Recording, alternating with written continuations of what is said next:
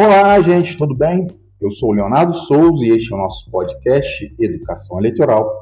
Este é o nosso episódio de número 31 e no episódio de hoje vamos abordar um caso de inelegibilidade constitucional que foi tema recente de uma consulta no TSE e que eu publiquei também no nosso perfil do Instagram. Vocês devem se lembrar. Eu peguei um trecho de uma matéria jornalística que dizia que o diretório municipal de um partido havia representado, ou havia apresentado, na verdade, uma consulta perante o TSE e eu perguntava qual era o erro da matéria. Pois bem, o erro era exatamente este.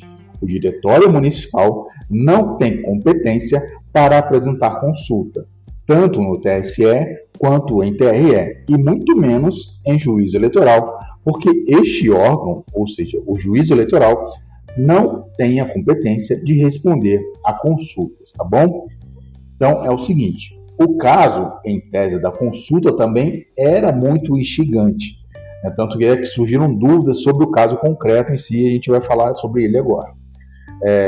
A consulta foi a de número 06-00-70367, de relatoria do ministro André Ramos Tavares. O consulente era o Partido Progressistas Nacional, tá? Não o municipal, como indicou a matéria. Mais uma vez, relembrando isso aí, que esse é o foco principal do nosso... Foi o foco principal do stories que eu coloquei lá, tá? Então, foi o Progressistas Nacional, o consulente, que apresentou essa consulta ao TSE. A consulta feita pelo partido foi a seguinte: considerando que o prefeito municipal fora reeleito uma única vez para mandato subsequente, deste segundo mandato, o prefeito renunciou com menos de 2 anos de pleno exercício. Indaga-se: nas eleições municipais subsequentes, poderá o tal prefeito ser candidato a prefeito ou a vice-prefeito em município B do mesmo estado da federação, desde que, obviamente, não haja outro impedimento? Quer que eu leia de novo? Vou ler devagarzinho de novo.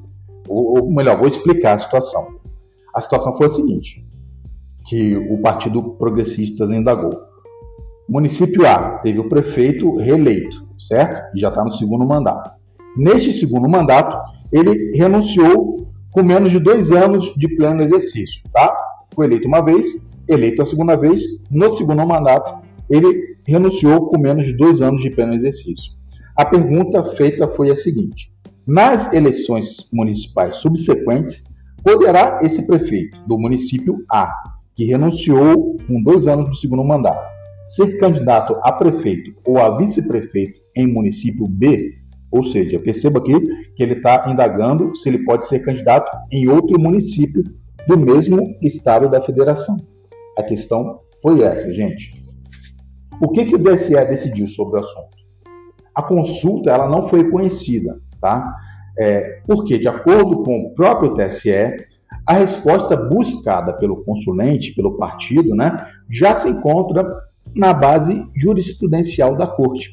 Ou seja, é vedada a figura do prefeito itinerante.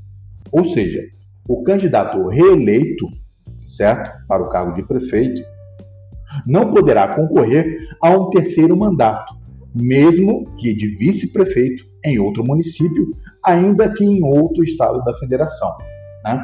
De acordo com a Corte Superior Eleitoral, não se pode, mediante a prática de ato formalmente lícito, ou seja, a mudança de domicílio eleitoral, se buscar finalidades incompatíveis com a Constituição, ou seja, a perpetuação do poder, a perpetuação no poder e o apoderamento de unidades federadas para a formação de clãs políticos ou hegemonias familiares em flagrante violação ao princípio republicano, não é, gente? Então, a gente pode imaginar a seguinte situação, fazendo outro cenário, tá? Se o candidato, né, do caso da consulta lá, se o prefeito quisesse concorrer a um outro cargo, esquece prefeito e vice-prefeito. Se ele quisesse concorrer a outro cargo, ele está lá no segundo mandato, ele renunciou, né, com 2 anos de mandato e quisesse nas próximas eleições concorrer a outro cargo, ele poderia? Em tese, sim. A vedação é que ele ocupe pela 3ª vez seguida o cargo de prefeito. Mas nada impede, em tese, né, tem que se analisar o caso concreto, se ele se desincompatibilizar nos 6 meses anteriores à eleição, ele possa concorrer ao cargo de vereador, de deputado, de senador, governador ou até mesmo de presidente. Tá bom, gente? Então, o caso da consulta girou em torno disso. A consulta não foi conhecida pelo TSE porque a própria Corte entendeu que já era uma jurisprudência solidificada na Corte, né? Citou diversos precedentes que eu vou mencionar já, e por isso a consulta não foi respondida. Quanto ao diretório municipal, a matéria errou, a matéria jornalística que eu coloquei no nosso Instagram, errou, porque o diretório municipal ele não tem competência para apresentar consulta tanto no TSE quanto em TREs. Tá bom, gente? Então, essa questãozinha gira em torno aqui da questão da figura do prefeito itinerante. Isso já é um assunto batido na nossa Corte Eleitoral, tanto no Supremo também, né, que tem decisões sobre isso. Mas muita gente ficou com dúvida a respeito do teor da consulta, né? E agora eu vou citar os precedentes mencionados nessa decisão. O primeiro precedente foi o RESP 19257, de relatoria do ministro Barroso. Outro citado foi o RESP 32539, de relatoria do ministro Marcelo Ribeiro. A consulta 0603951, de relatoria da ministra Rosa Weber. O RE no STF 637485, de relatoria do ministro Gilmar Mendes, e o agravo regimental no RESP 0600296631, de relatoria do ministro Carlos Orbach. Tá bom, gente? Era isso que eu queria passar para vocês. Essa consulta foi bem bacaninha, porque gerou muita dúvida dos alunos, né? E quando a gente tem dúvidas assim, eu gosto de pontuar, porque é uma coisa que quando a gente sana a dúvida, a gente não esquece mais, né? Então, eu tenho certeza que esse casinho vai ficar lembrado na cabeça de vocês por muito tempo. Obrigado, gente. Beijo grande. Até o próximo episódio. Tchau, tchau.